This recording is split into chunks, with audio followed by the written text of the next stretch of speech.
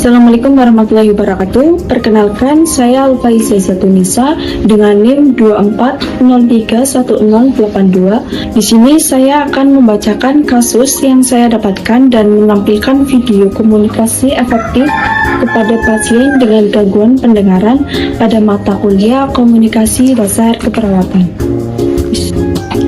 Butini umur 69 tahun, mengalami gangguan pendengaran berat dan menderita asam urat yang sering kambuh karena pola makan yang tidak terkontrol.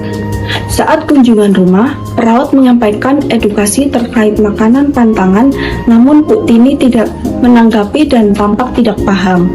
Setelah menyadari adanya hambatan pendengaran, perawat mengganti metode komunikasi dengan tulisan besar seperti gambar dan ekspresi wajah untuk membantu Ibu Tini memahami informasi yang disampaikan. Tes menunjukkan komunikasi terapeutik antara perawat dan pasien lansia dengan gangguan pendengaran yang menderita asam urat. Perawat menggunakan pendekatan empatik dengan sentuhan ringan, bicara jelas, serta media tertulis agar pasien mudah memahami. Isi percakapan mencakup edukasi, penyebab asam urat, makanan yang harus dihindari, olahraga ringan, hingga tips mengurangi nyeri. Komunikasi ini membantu pasien merasa dipahami dan termotivasi menjaga kesehatannya. Perawat juga melibatkan keluarga sebagai dukungan komunikasi lanjutan di rumah. Pendekatan ini menciptakan rasa aman dan meningkatkan kepatuhan pada pasien terhadap anjuran kesehatan.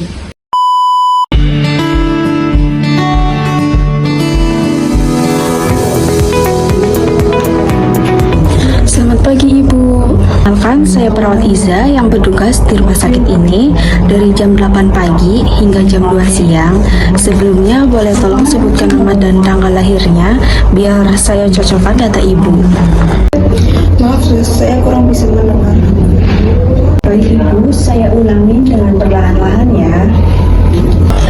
Apa benar dengan Ibu Alisa? Iya.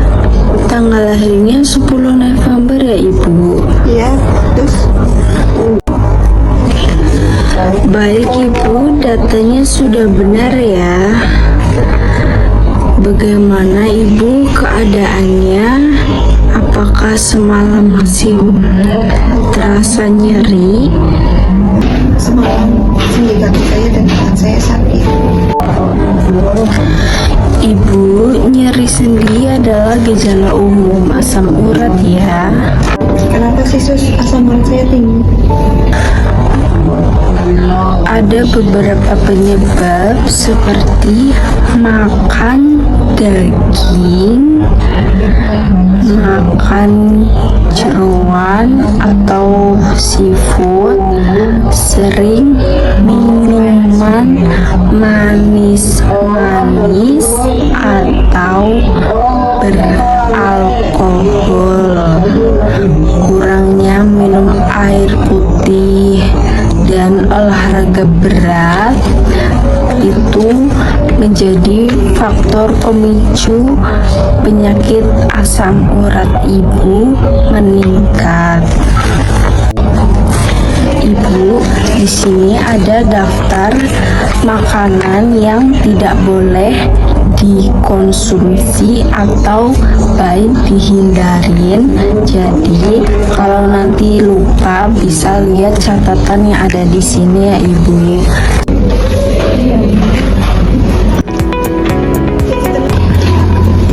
Terima kasih sus, apakah saya harus minum obat terus? Obat penting untuk mengontrol asam urat Ibu.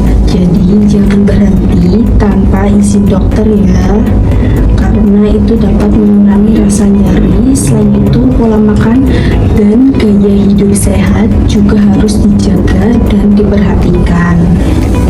Sus, saya takut jatuh karena katanya jalannya tidak seimbang. Cara olahraganya gimana ya sus? Olahraga yang ringan saja Ibu, misalnya peregangan sambil duduk atau senam peregangan di atas bed saya bisa berikan gerakan sederhana yang aman melalui video. Apakah ada nomor yang bisa dihubungin? Ada sus, nanti saya pakai nomor anak saya. Di sini ada gambar sendi yang sehat dan yang terkena asam urat. Apakah ada yang ditanyakan lagi, Ibu? Saya datang susah tidur karena nyeri. Apa yang harus saya lakukan? Sebentar Ibu, saya tuliskan dulu ya, biar mudah mengingatnya. Alhamdulillah, saya akan selalu berusaha menjaga kesehatan saya. Terima kasih suster. Saya merasa senang karena tahu apa yang harus diperhatikan untuk menjemput nenek asam urat. Baik Ibu, kalau ada sesuatu bisa hubungi kita di nurse station atau pencet tombol bell yang ada di bed Ibu ya. Semoga Ibu cepat membaik. Assalamualaikum.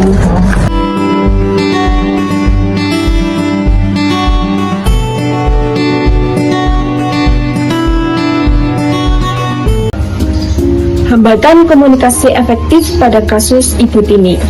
Yang pertama itu gangguan pendengaran berat, membuat pasien verbal sulit dipahami.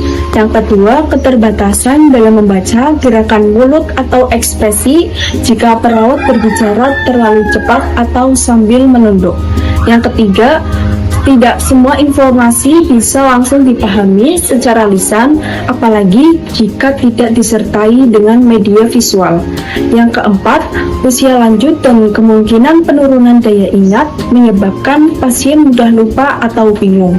Yang kelima, lingkungan yang bising atau kurang kondusif juga dapat memperburuk pemahaman.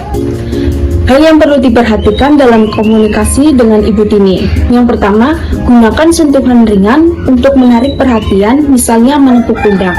Yang kedua, berbicara dengan pelan, jelas, dan tetap tatap wajah pasien agar dapat membaca gerak bibir dan ekspresi.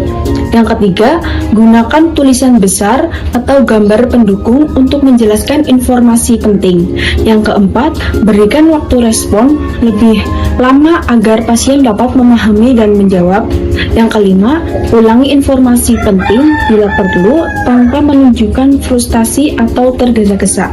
Yang keenam, gunakan bahasa sederhana, istilah medis yang rumit. Yang ketujuh, libatkan anggota keluarga, misalnya anak, untuk membantu jika perlu.